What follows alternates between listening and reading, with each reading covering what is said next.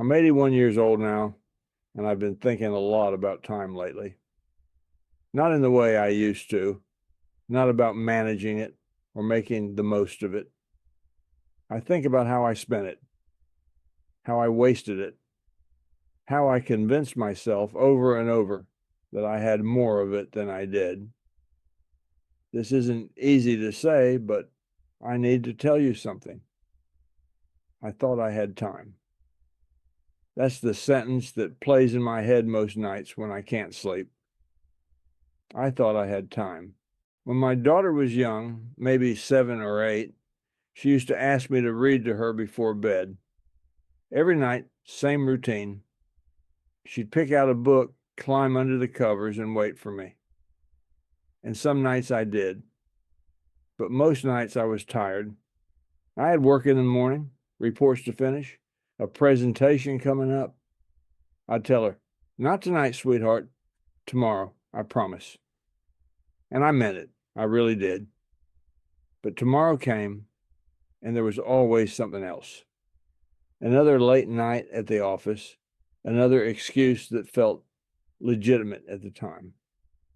I told myself she'd understand when she was older, that she'd see how hard I worked to give her a good life. I thought I had time. I worked for the same company for 32 years. Started in my late 20s, retired at 60. I was good at what I did. People respected me. I got promotions. I provided. My family never went without. That mattered to me. My own father struggled to keep us fed, and I swore I'd do better. So I did. I worked late. I worked weekends. I took every opportunity to climb higher, earn more, prove myself. And my wife, Sarah, she managed everything else: the house, the kids, the life I was too busy to fully live in. She didn't complain much. That's what I told myself anyway. Now I wonder if she just stopped trying to reach me. We had a routine, Sarah and I. Dinner at 6:30, most nights. But I was usually in my head thinking about work. She'd talk about her day, about our son's soccer game, or something that needed fixing around the house, and I'd nod. I'd say, uh-huh, in the right places. But I wasn't really there. I thought we'd have time later, after I retired, after the kids were grown and things settled down. We'd travel, I told myself. We'd reconnect. I'd make up for all those distracted dinners and all those conversations I half listened to. I thought I had time. Our son moved out when he was 23, got a job 2 states away. I remember feeling proud. He was independent, responsible, doing well. We talked on the phone every few weeks, short calls, surface level stuff. How's work? How's the weather? Good, good. Talk soon. I kept thinking I'd visit, really spend time with him, not just a weekend here and there, but enough time to actually know who he'd become as an adult, to ask him real questions, to tell him things I'd never said, but I was still working then, still busy.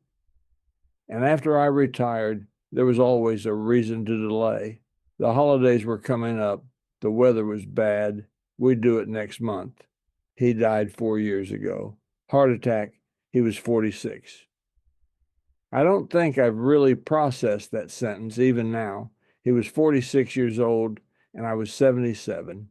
And every single conversation I'd been putting off was suddenly impossible. At his funeral, people told stories about him. Friends, co-workers, people who'd known him better than I had. They laughed. They cried. They shared memories I wasn't part of. I sat there in the front row, and I realized I'd spent his entire adult life waiting for the right time to be his father again, and now he was gone. I thought I had time. Sarah started showing signs about 6 years ago. Little things at first.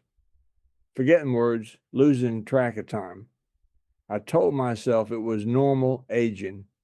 We were both getting older. Everyone forgets things. But it got worse. Dementia, the doctor said. Probably Alzheimer's.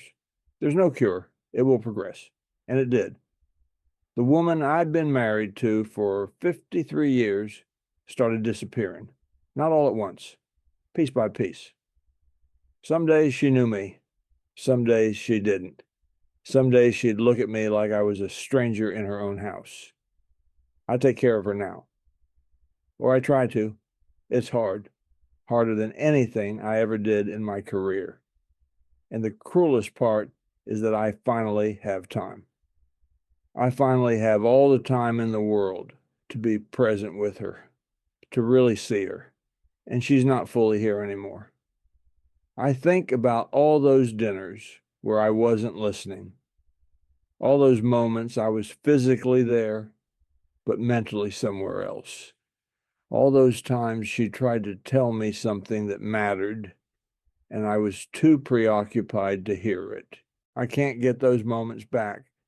I can't go back and listen better. I can't redo a single conversation. I thought I had time, and now time is all I have, and it's worthless because she's slipping away. My daughter calls once a week. We talk for maybe 10 minutes. She's busy. She has kids of her own now, a career, a life. I don't blame her. I understand busy. I lived busy for 40 years. But I wish I had read to her more when she was small. I wish I had gone to more of her school plays and soccer games. I wish I'd been the kind of father she wanted to call every day, not out of obligation, but because she actually wanted to talk to me. I'm not that father. I know that now. I lost that chance a long time ago. I'm telling you this because I need you to understand something. Time doesn't feel finite when you're young. It feels endless. There's always tomorrow, always next week, always next year. You can put things off because you genuinely believe you'll get to them eventually. But you won't. Not always. The people you love won't wait forever.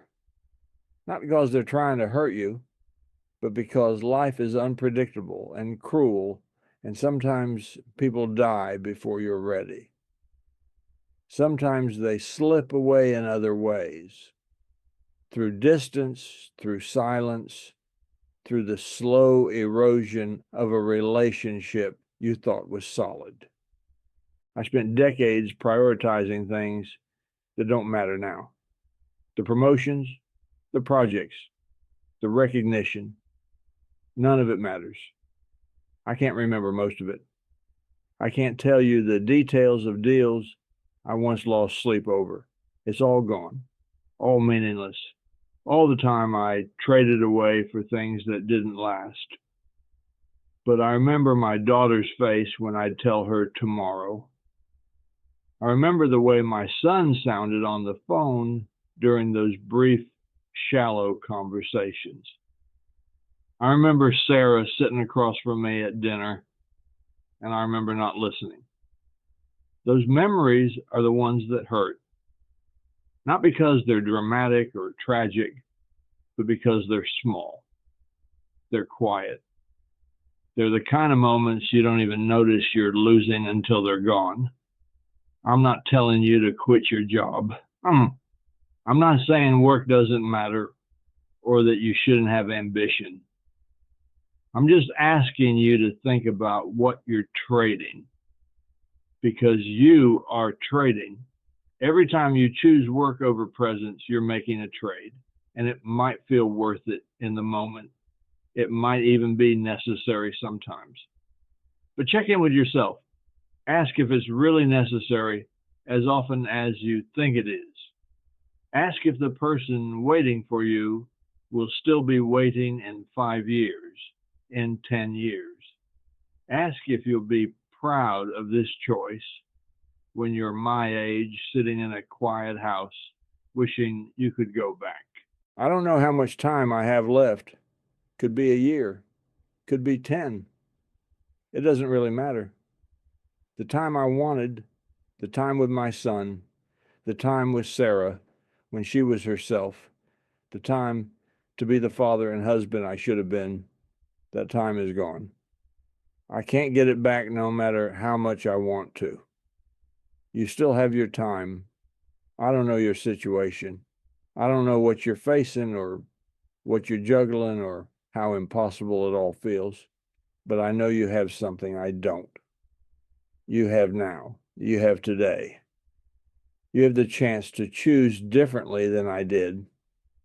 I thought I had time. I was wrong. Don't be wrong the way I was. Don't assume the people you love will wait. Don't put off the conversation and the presence and the small, quiet moments that actually build a life worth remembering. I'm not asking you to be perfect. I'm asking you to be there, really there, before it's too late. Because it will be too late. Maybe not today. Maybe not this year. But someday you'll run out of time and you'll look back and you'll see all the moments you missed. And you'll wish, like I do, that someone had told you this when you still had a chance to do something about it.